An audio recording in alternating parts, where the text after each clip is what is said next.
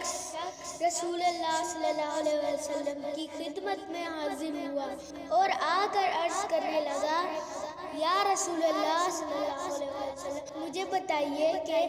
اللہ تعالیٰ کے کتنے فرشتے کو فرشتوں پر فضیلت دی ہے اور وہ کون ہے؟ بس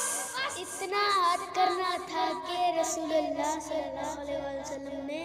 فرمایا کہ اللہ تعالیٰ نے 4 فرشتوں کو سب فرشتوں پر فضیلت دی ہے، جن میں پہلے فرشتے جبرائیل علیہ السلام ہیں، جن پر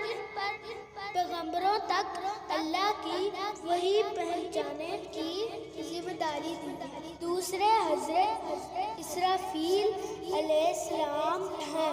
جو قیامت کے دن سور پھونکیں گے۔ تیسرے حضرت میکائیل علیہ السلام ہیں جو بارش کا انتظام کرتے ہیں اور مخلوق کو روزی پہنچانے کے کام پر مأمور ہیں۔